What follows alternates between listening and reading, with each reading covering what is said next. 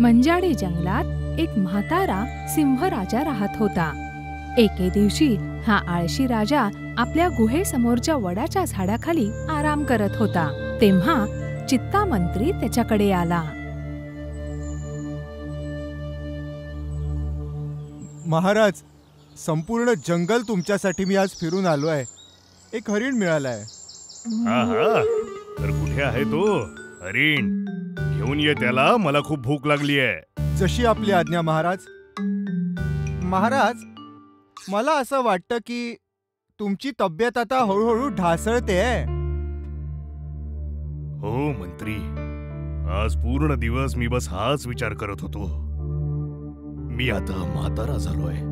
मला मला मला माझं तारुण्य परत हवंय मंत्री.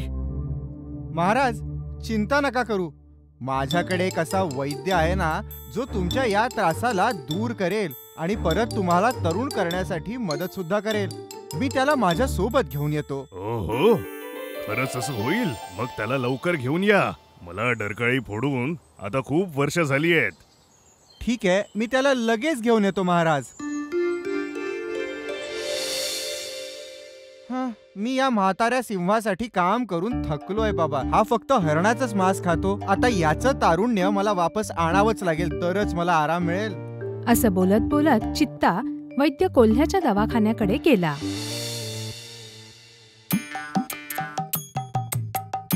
अरे गाढवा, माझ्यासाठी औषधी पानं आण. अरे वैद्य, मी गाढव नाहीये, अस्वल आहे. तसे तर तुम्ही दोघे एकसारखेच आहात.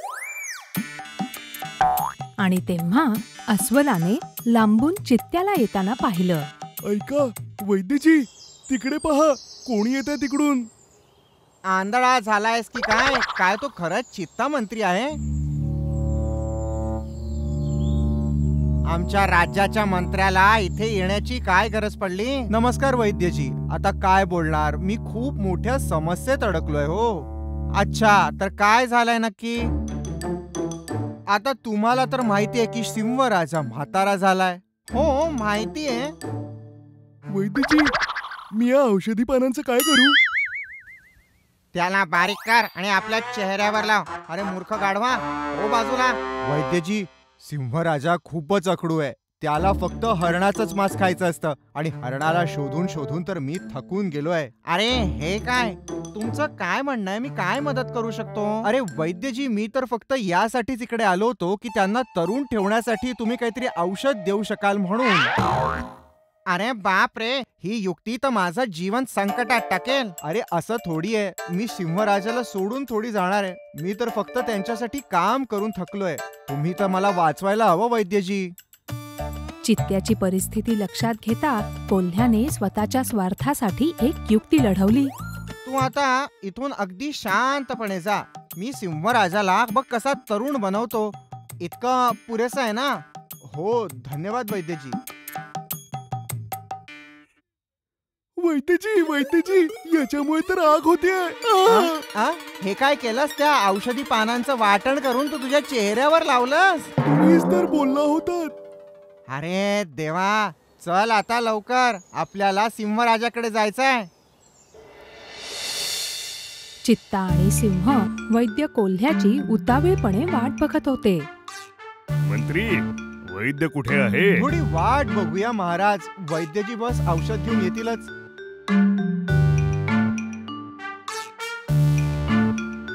अरे महाराज, बघा, ते येतातच आहेत.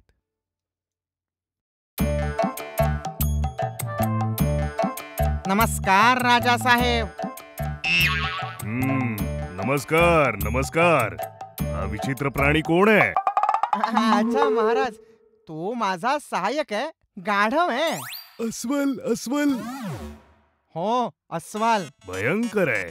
हो, थोडा भयंकर आहे, पण मेहनती आहे. जर मी याला मत दिलं तर खाऊन घेतो, पण काम मात्र पूर्ण करतो. हा, लांब श्वास घ्या. काय तुम्हाला काही कुठे दुखापत झालीये किंवा कुठे काही लागलंय किंवा कोणी तुम्हाला काही मारलं? नाही तर.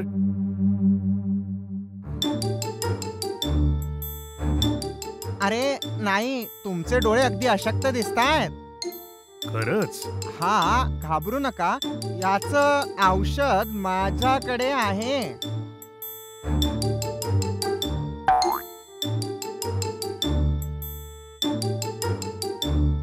हे हत्तीच्या मांसाचं औषध आहे.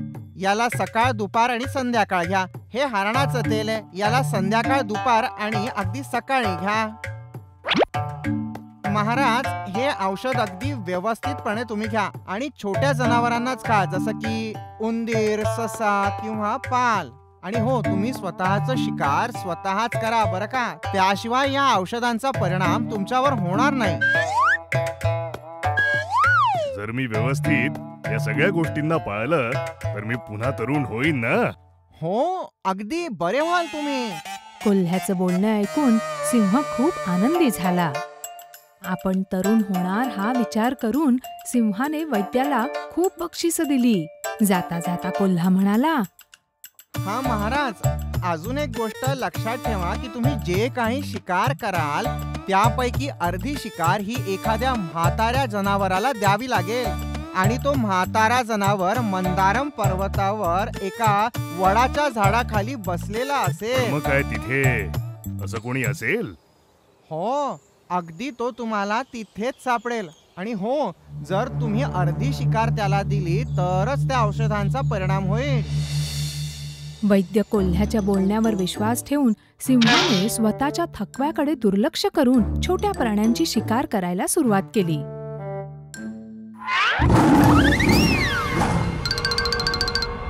टेकडीवरील वडाच्या झाडाकडे सिंहराजा चालत गेला. तिथे त्याने म्हातारा, थकलेला आणि भुकेला एक कोल्हा बघितला. चांगलं नशीब आहे, एक म्हातारा कोल्हा तिथे दिसतोय. हे घ्या कोल्होबा, हे खा. उद्या जर याच वेळी तुम्ही इथेच असाल तर मी तुम्हाला खायला देईन. माझं नशीब चांगलं आहे की तुम्ही मला भेटलात. तुम्हीच फक्त एक राजा आहात. तुम्ही खरंच महान आहात.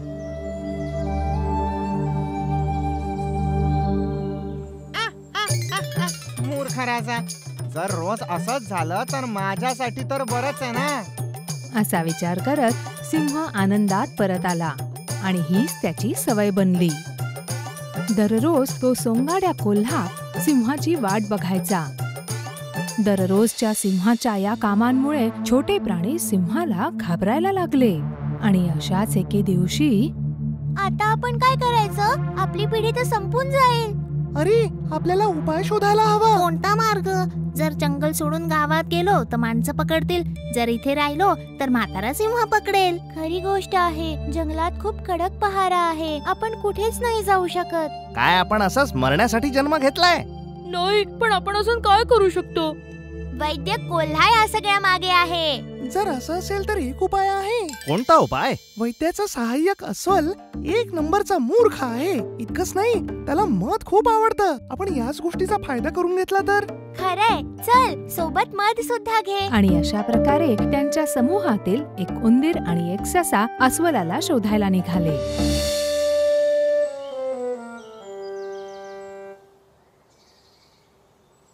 अस्वल दादा, कोण आहात? मी तुम्हाला ओळखत नाही. आम्ही तर तुला भेटायला आलो आहोत. मला? पण कशाला? तू तर या जंगलाचा स्टार आहेस, म्हणून आम्हीच तुझ्यासाठी एक छोटं गिफ्ट आणलंय. अरे भेट? पण कसली भेट?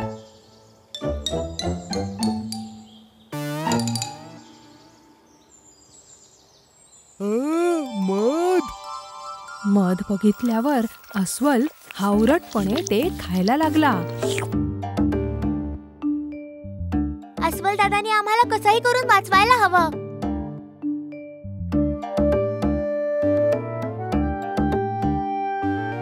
हो, तर सगळी गोष्ट ही अशी आहे. जर तू आमची थोडी मदत केलीस दादा, तर आम्ही तुझ्यासाठी अजून मध आणू.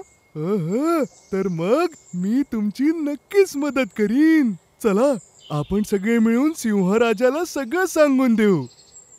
अस्वल, ससे आणि उंदीर खरं तर घाबरले होते, पण तरी त्यांनी सिंहाला सगळं सांगितलं. सिंहराजा, तुम्ही तर मूर्ख आहात. काय म्हणालास तू? अरे त्याचा अर्थ आहे त्या खोटारड्या कोल्ह्याच्या बोलण्यात येऊन तुम्ही स्वतः मूर्ख बनताय. हे खरंच आहे सिंहराज. जर तुम्हाला खोटं वाटत असेल तर आम्ही सिद्ध करू शकतो. जर तुम्हाला हवं असेल तर त्या मदरमण पर्वतावर वडाच्या झाडाखाली त्या म्हाताऱ्या कोल्ह्याजवळ आम्हाला सुपूर्द करा आणि तुम्हीच बघा. तो म्हातारा कोल्हा नाही, वैद्य कोल्हा आहे ज्याने तुम्हाला फसवलं आहे. त्यांनी सांगितल्याप्रमाणे सिंहाने उंदीर आणि सशांना म्हाताऱ्या कोल्ह्याकडे सोपवलं आणि मग त्याने कोल्ह्याच्या हालचाली बघितल्या. तुमचा मूर्खपणा आणि माझी हुशारी याचमुळे तर मी अजिबात मेहनत न करता रोज जेवण करतो. हा चला सुरू करायचं का आता?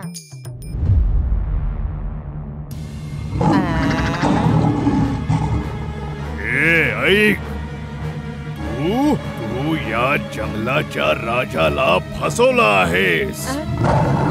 महाराज मला नका मारू.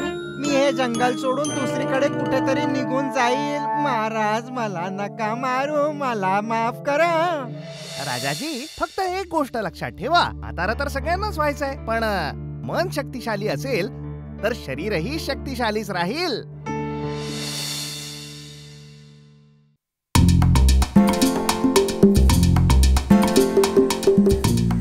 खूप वर्षांपूर्वी किंगिनी नावाची एक नदी होती. ती दिसायला खूप सुंदर होती आणि त्या नदीच्या आसपास खूप सारी झाडं झुडपंही होती आणि त्या झाडांमध्ये खूप छान एक अंजिराचं झाड होतं. त्या झाडावर खूप सारे अंजीर लटकलेले होते आणि त्या झाडावर 2 मित्र राहत होते, माकड आणि खार. हे पिकलेलं माझं आहे. हां, हेच आहे, तू घेऊन घे. वा, हे अंजीर किती गोड वस्तू आहे. हे अंजीर किती गोड आहे. मलाही एक मिळालं. मजा आली. खरं सांगायचं तर अंजिराच्या चवीमुळेच मी यांना खूप खाल्लंय.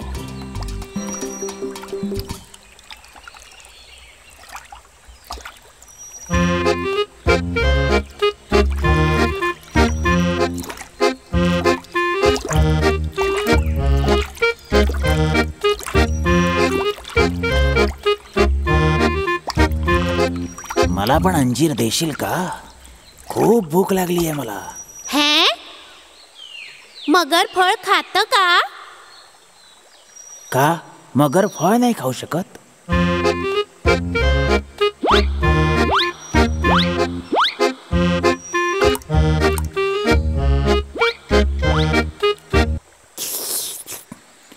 मित्रा, खूप गोड फळ आहे, अजून मिळतील का?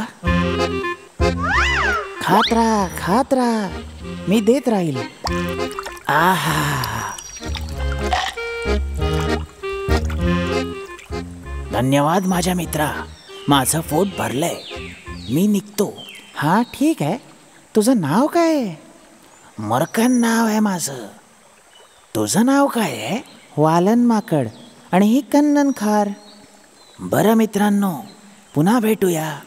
बरं.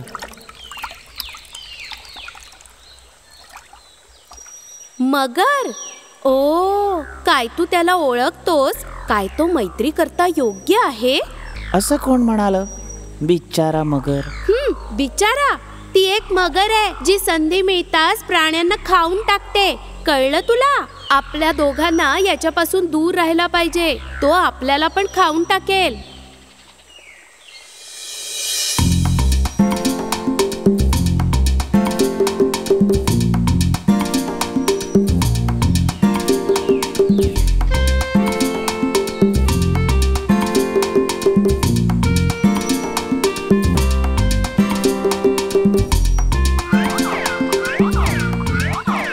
अरे वा, या तलावाच्या जवळ डोंगराच्या उतारावर मस्त पिकलेली केळी आहेत. तू पाहिलीस का?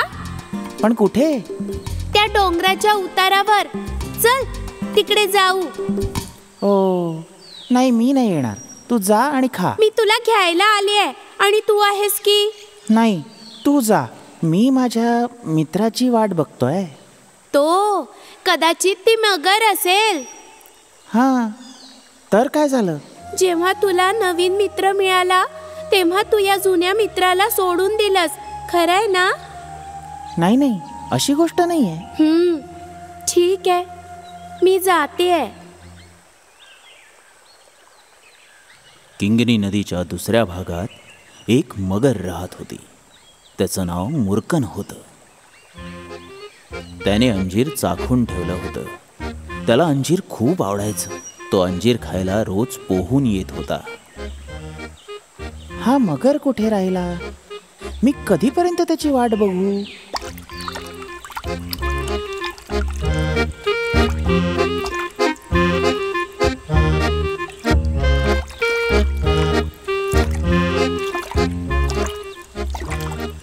वाट पाहून कंटाळलास का?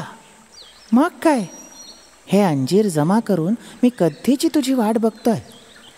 माफ कर मित्रा, मी रस्त्यात फसलो होतो.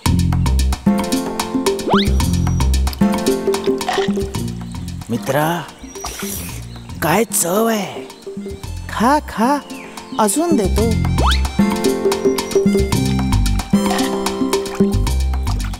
काय चव आहे. मित्रा, आज मला अंजिराचा एक अजून गुच्छा हवाय. देशील का? असं का? घरी ठेवून खायला हवंय का? नाही माझ्या मित्रा, माझ्या बायकोसाठी, मिलीसाठी. अच्छा अच्छा, असं होय. मग एक कशाला? 2 गुच्छे देतो, आत्ता घेऊन जा. खूप खूप धन्यवाद माझ्या मित्रा. वालन माकडानी अंजिराचे 2 गुच्छे तोडून मगरीला दिले.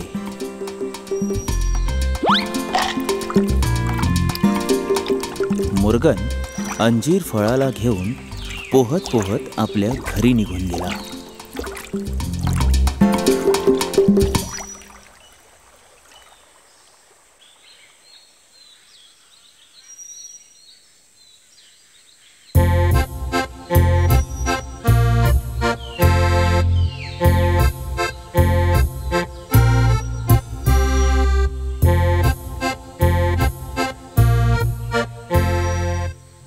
मिली, हे बघ, तुझ्यासाठी मी काय घेऊन आलोय. अंजिराचा गुच्छा. खायचा प्रयत्न कर. ही फळं तर खूप चविष्ट आहेत, हो ना? मला माझ्या एका मित्राने दिलंय. वालन वालन माकड, जो नेहमी अंजीर खातो. जर ही फळं इतकी चविष्ट आहेत तर जो बंदर ही रोज खातो त्याचं काळीज किती चविष्ट असेल. ते तर इतकं चविष्ट असेल जसं की मध. मिली, तो माझा मित्र आहे, म्हणून त्याने मला खायला अंजीर दिलं. ते सगळं तर ठीक आहे, पण मला त्या बंदराचं काळीज पाहिजे. अरे, हे मी कसं करू शकतो मिली? अच्छा, तर आपल्या बायकोला असं उत्तर द्याल, जा, मी तुमच्याशी बोलतच नाही. मुर्कन मिलीची गोष्ट ऐकून दुःखी होऊन झाडाकडे निघाला. माकडाला परत आणायला मला काहीतरी डाव खेळावा लागेल.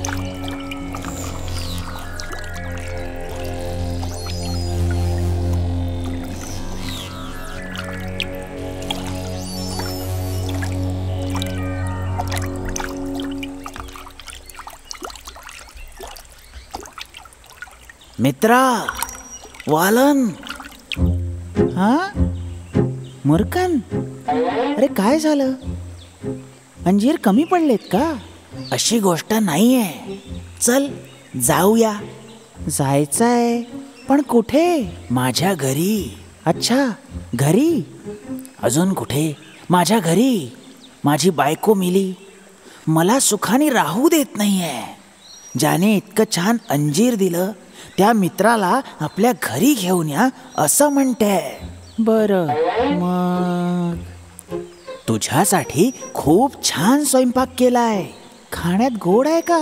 सगळंच मिळेल. तू एकदा माझ्या घरी तर चल. अच्छा. अरे पण जायचं कसं? आणि मी कसा येईल? मला तर पोहता पण येत नाही. अरे, तू माझ्या पाठीवर बसून जाशील, मी तुला आरामात घरी घेऊन जाईल. अरे वा, ही तर चांगली गोष्ट आहे. पाण्यावर एक सवारी आणि छान जेवणासोबत मिठाई पण. ये ये.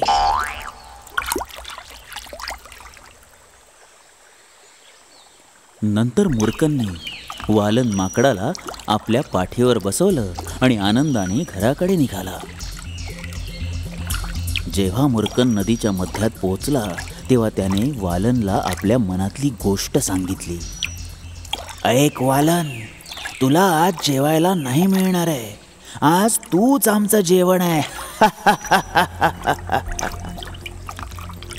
अरे, ही काय गोष्ट आहे मगरा? तुला जेवायला घेऊन जात नाहीये मी. तर मग? माझी बायको मिलीला तुझं हृदय हवंय म्हणून घेऊन जातोय मी तुला. ती एक मगर आहे जी संधी मिळताच प्राण्यांना खाऊन टाकते. कळलं तुला? तो आपल्याला पण खाऊन टाकेल. अरे नाही, तू आधी तर हे सांगितलंच नाहीस. अच्छा ऐक, मी इतके सारे अंजीर तोडले ते तुझी बायको मिलीला भेट देण्यासाठी.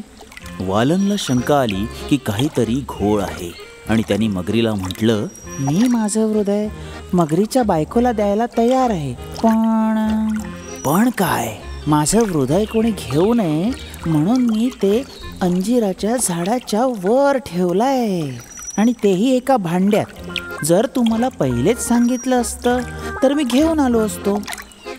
मग आता काय करायचं आपण? काय करायचं? चल परत जाऊन त्याला घेऊन येऊ.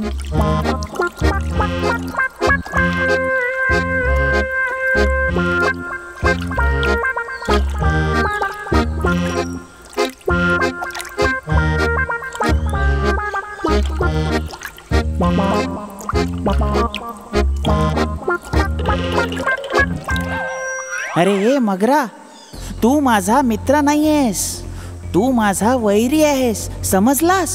ए माकडा, तू लवकर आपलं हृदय घेऊन ये. तो मूर्ख आहेस. शेवटी विना हृदय कोणी कसं जिवंत राहू शकतं? हृदय कोणी काढून ठेवू शकतं का? मूर्ख मगर. अरे मित्रा, तुला कळत नाहीये का? आता काही बोलायची गरज नाही. यानंतर इथे कधीही येऊ नकोस. आज नंतर तुला मी कधीही अंजीर देणार नाही. तू दगाबाज आहेस, कळलं? चल निघ. त्यानंतर तो दगाबाज मगर किंगरी नदीतून परतून गेला आणि परत कधीच आला नाही. आणि इकडे वालन आणि खार अंजिराच्या झाडावर आनंदाने आपलं आयुष्य जगू लागले.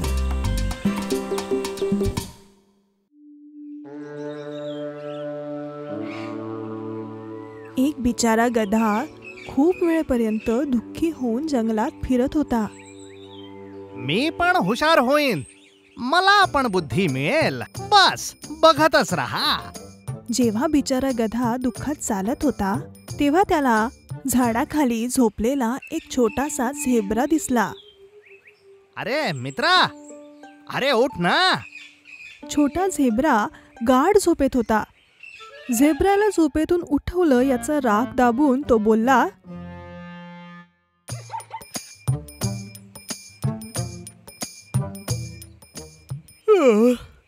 काय झालं? काय झालं मित्रा? सांग तर.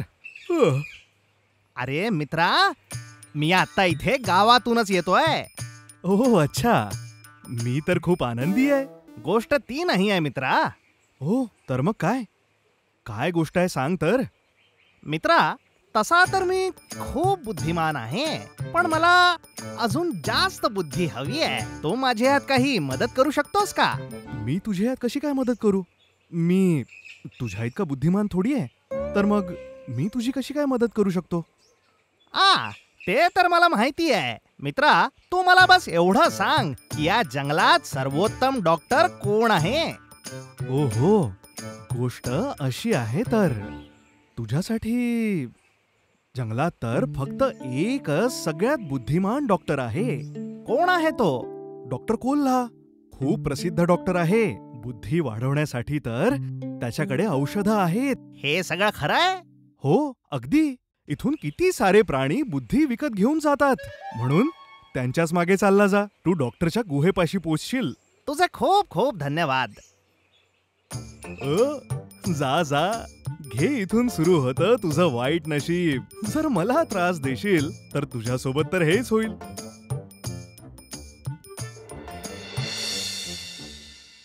डॉक्टर कोल्हा त्याच्या गुहेजवळ एका झाडाखाली विचार करत बसला होता. तेवढ्यात डॉक्टरांचा सहाय्यक किट्टन भालू तिथे आला. मालक, तुम्हाला काय झालं मालक? मी काय बोललो? गुहेचं बांधकाम जवळपास अर्ध झालंच आहे. मला नदीकाठच्या अजून काही गोल दगडांची गरज पडणार आहे. मला काम करायला मजदूर सुद्धा मिळत नाहीये, म्हणून मी दुःखी आहे. पण झालं तरी काय मालक? मजुरांना काम करायला पैसे हवेत. काय मूर्खपणा आहे. नमस्कार डॉक्टर साहेब. हा नमस्कार. अरे तू बाजूच्या जंगलातल्या चिन्नन गाढवाचा मुलगा तर नाही? अरे नाही नाही, मी तर इथे गावाकडून आलो आहे. तू इथे का आलायस? डॉक्टर साहेबांना भेटायला. हा तसं तर मी कोणाला फुकटात भेटत नाही, पण तू गावाकडून आलायस त्यामुळे तू भेटू शकतोस. बघितलास, तुला विश्वास बसतोय का की माझे किती सारे चाहते आहेत? पहा. डॉक्टर, मला माझी बुद्धी वाढवायची आहे, यासाठी मी इथे आलो आहे. बुद्धी वाढवायची आहे? हो डॉक्टर साहेब, मला पण माझ्या बुद्धीचा वापर करून प्रसिद्ध व्हायचं आहे इतर लोकांसारखं. तशी तुला किती किलो बुद्धी हवी आहे? जरी कितीही असेल तरी कमी पडायला नको.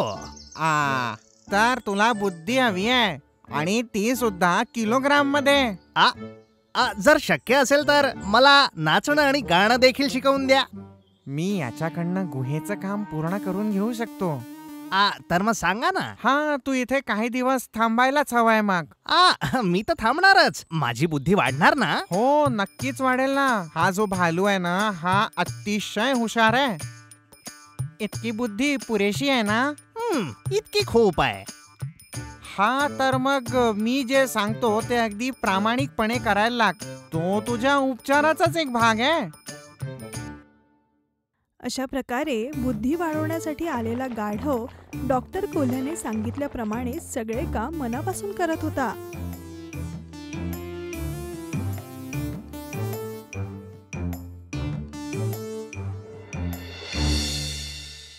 काही दिवसांनी एक दिवस संध्याकाळी, चला शेवटी माझ्या या गुहेचं काम या मूर्ख गाढवामुळे पूर्ण झालं. तर आता मी सभोवतालचा परिसर साफ करतो. मालक, अरे ओरडू नकोस, मला ऐकू येता. बोल, काय म्हणतो? त्या गाढवाची हुशारी आतापर्यंत किती वाढली? सध्या अर्धी बुद्धी वाढली आहे. थोड्या वेळाने संपूर्ण बुद्धी वाढेल. त्याची बुद्धी माझ्यापेक्षा जास्त होईल. अरे मी असं करील का? तू या जंगलातला सगळ्यात बुद्धिमान आहेस. तू एक काम कर, लगेच जा, ते मध घे आणि गाढवाला सोबत घेऊन काही लाकडं घेऊन ये. ठीक आहे मालक. मी या मूर्खांमुळेच जरा चांगलं आयुष्य जगू शकतोय.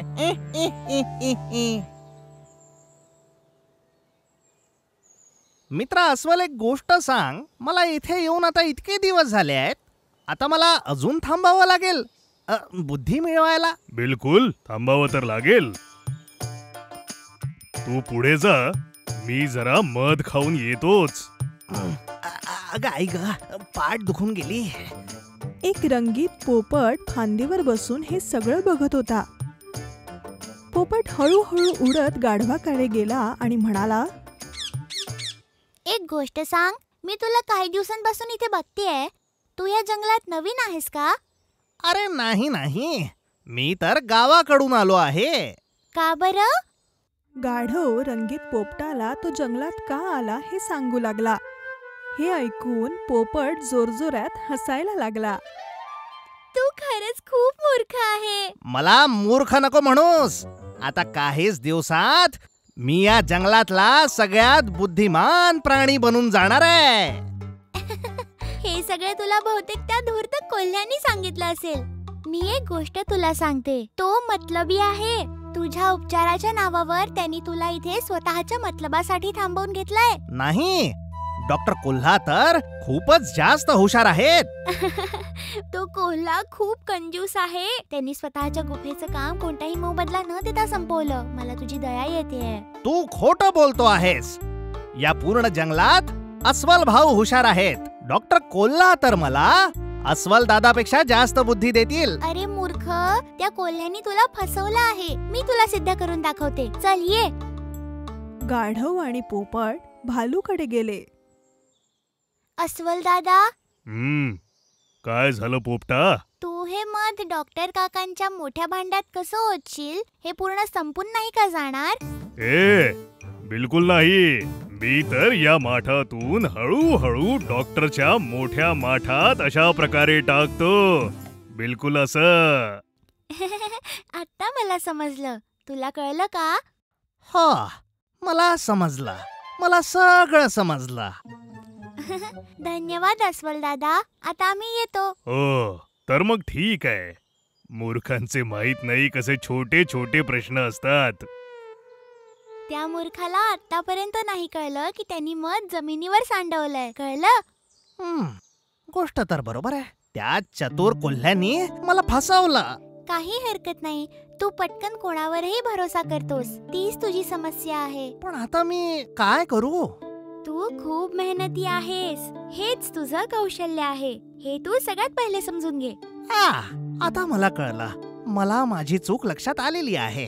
बरोबर. प्रत्येक जीवाचं आपलं एक वेगळं कौशल्य असतं. जशी कोकिळा गाणं गाऊ शकते, मोर नाचू शकतो, मासोळ्या पोहू शकतात आणि आम्ही पक्षी आकाशात उडू शकतो.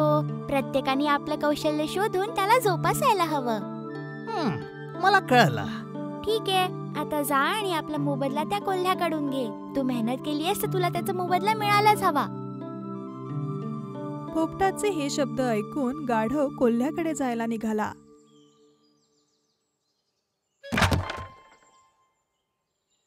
मालक, मी तर माठात मध टाकलं होतं. खरंच. तू ते परत मध फेकशील का?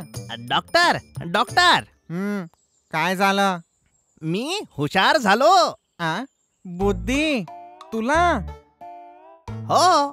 नाही. अरे तुझी बुद्धी तर थोड्या वेळाने वाढेल. नाही डॉक्टर, मी खरंच हुशार झालोय. काही शंका आहे का? हो.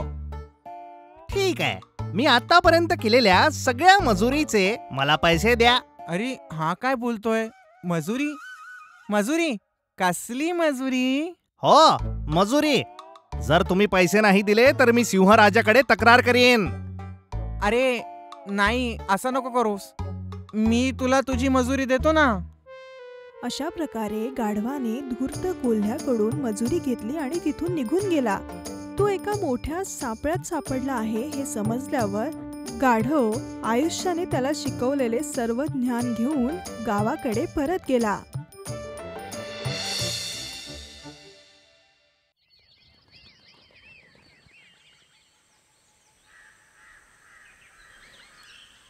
एकेकाळची गोष्ट आहे. एका गावात एक गुळ विकणारा व्यापारी राहत होता. त्यांनी एक गुळासाठी टोपली बनवली आणि ती दूर बाजारात घेऊन गेला. तो गुळ विकून कमवलेल्या पैशांवर जगत होता. तो जंगलाच्या रस्त्याने रोज चालत बाजारात जायचा. एक दिवस सर्व गुळ विकून व्यापारी बाजारातून परत येत होता. जेव्हा तो एका झाडाजवळ पोहोचला तेव्हा त्याला एक पोतं दिसलं आणि तो समोर गेला.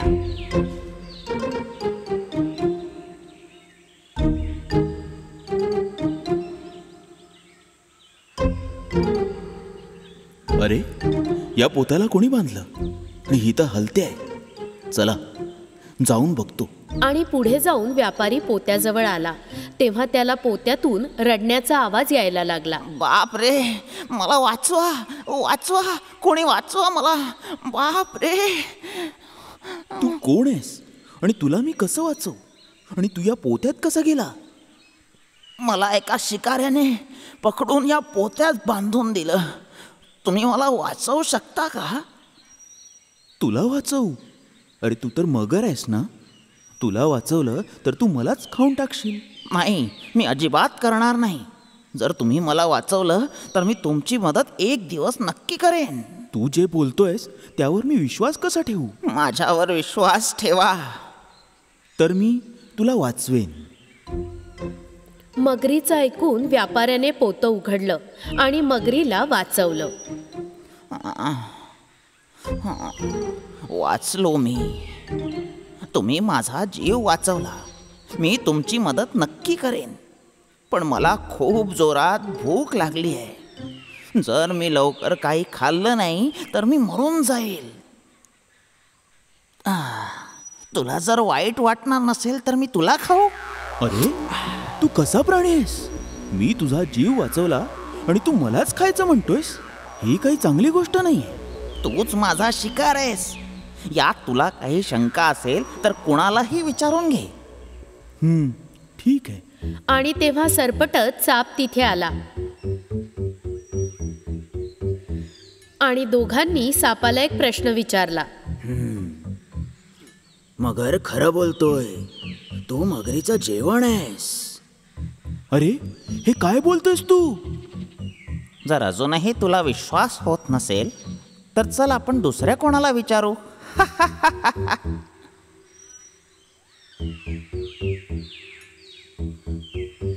आणि त्यानंतर ते हाच प्रश्न कोल्ह्याला विचारायला गेले.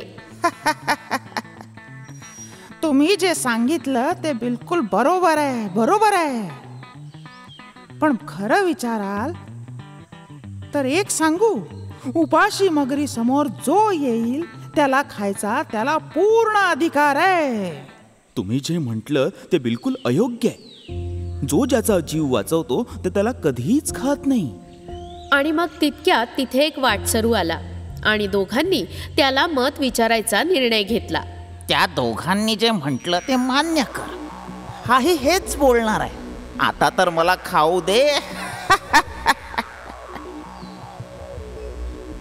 सगळं समजून आणि ऐकून घेतल्यावर मी त्यावर माझं मत देईन. आधी मला हे सांगा की त्यावेळी नेमकं झालं काय होतं? मी बाजारात जाऊन या रस्त्याने येत होतो. काय तुम्ही तसं करून दाखवू शकता? हो, दाखवू शकतो. आत्ता मला कळलं. पण मला हे कळत नाही की मगर यात कसा फसला. तुम्ही मला ते करून दाखवू शकता? मी एका पोत्यात एकदम वाईट फसलो होतो. फसला होतास? आता तर मला अजिबात समजत नाहीये. तू मला दाखवू शकतो की कसा फसला होतास? बघ बघ, अगदी असा फसलो होतो. अच्छा, अशा प्रकारे तू या पोत्यात फसला होतास. पण माझ्या मनात एक शंका आहे की हे पोतं उघडं होतं. नाही नाही, बाहेरून बांधलेली होती. कोणीतरी मला बांधून ठेवलं होतं. तुम्हाला माहिती आहे का याला कसं बांधलं होतं? थांबा, आत्ता दाखवतो.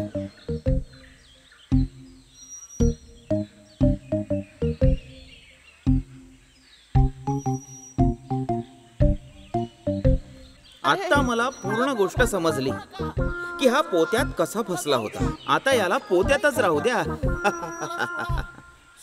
आता याला पोत्यामध्ये उपाशीच राहू द्या. वाचवणाऱ्याचंच भक्षण करणं हे काही योग्य नाहीये. माझं आयुष्य तुम्ही वाचवलंय. मी तुम्हाला कधीच विसरू शकत नाही. ज्याने तुम्हाला वाचवलं त्यालाच खाणं अयोग्य आहे.